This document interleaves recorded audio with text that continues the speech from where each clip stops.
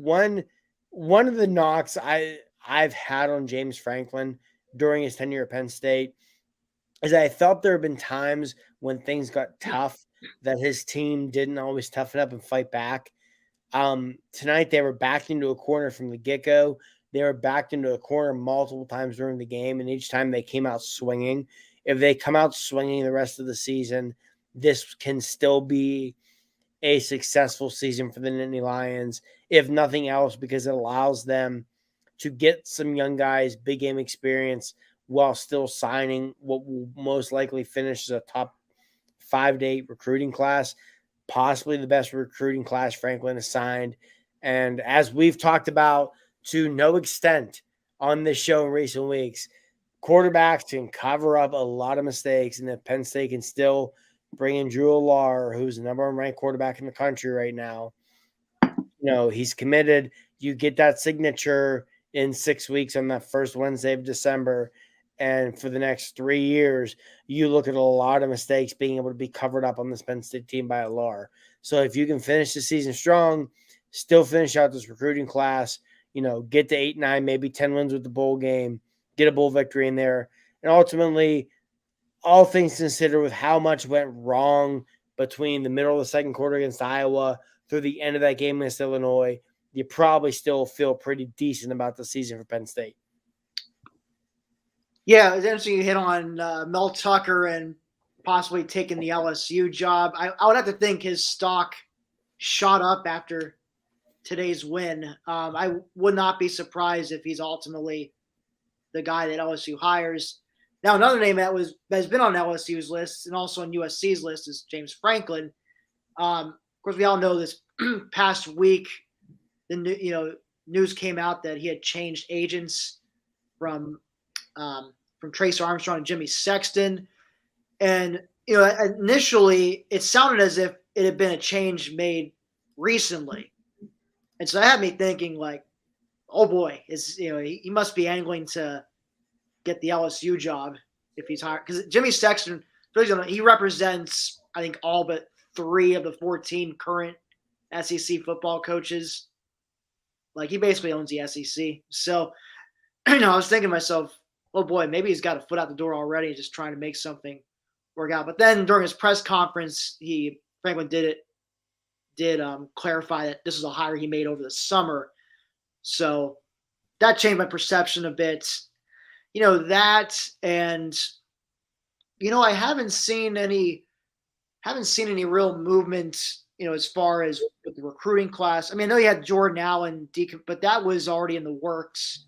Yeah, that was more of Allen not being honest with the staff about his visit. Yeah, anything else. There hasn't been any other kind of, at least no rumblings of any of the other, especially the crown jewels of that class, like Drew Allar or Nick Singleton or Saunders, Dennis Sutton, and you haven't heard anything about any of those guys wavering, or because you think if he really did have a foot out the door, and supposedly he's been telling recruits over Zoom that he's not leaving. Now, of course, I'm sure he would say that, because you don't want them to have doubts, and of course, because you also haven't put pen to paper or anything for any other job.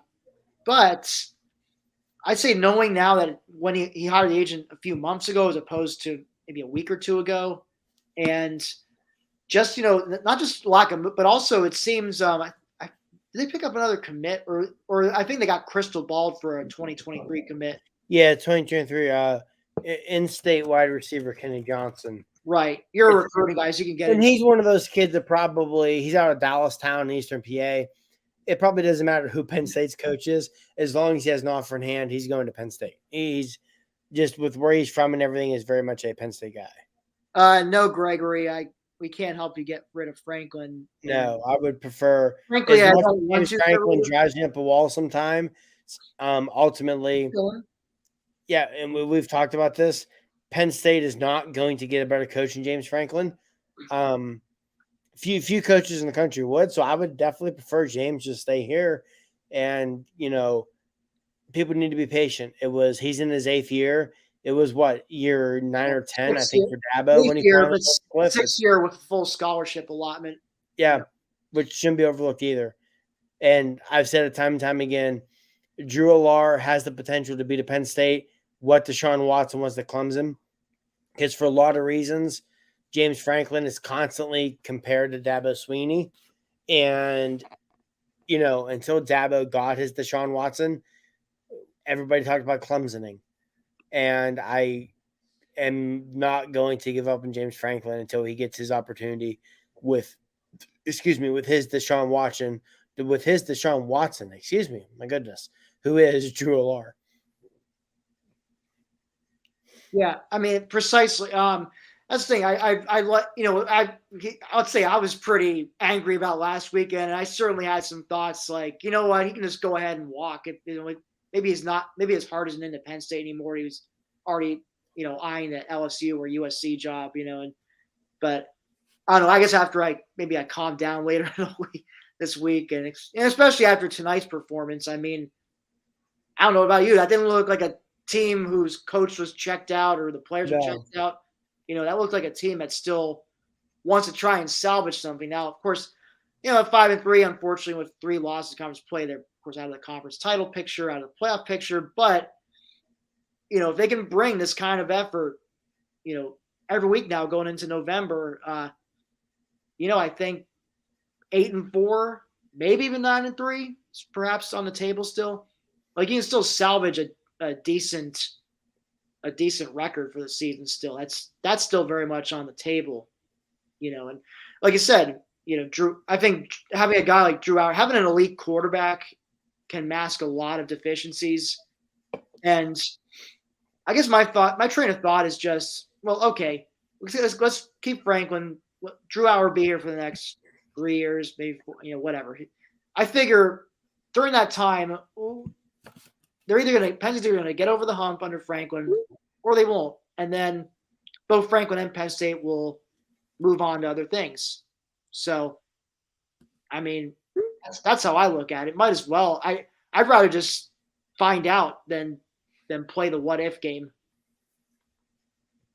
Yeah, no, I totally agree. I've said all along, I have been critical of Franklin at times, but with everything that has unfolded over the course of the last week or so, my biggest sticking point with Franklin was always, you know what? If we stick with him, Mike Yurcich is still here. They still bring in Drew Alar, and they get a chance to see what they can do with their quarterback. And I would rather take that opportunity. And this is not a knock. If you look at Franklin, if Franklin would happen to leave, rather be Luke Fickell, Matt Campbell, Matt Roll, whoever it is, there's a lot of great options on the table for Penn State, which I think comes with territory being a program like Penn State. But I'd rather take my chances with the guy who has won the Big Ten, the guy who has had Penn State to bring the playoff, the guy who made freaking Vanderbilt relevant and good and ranked,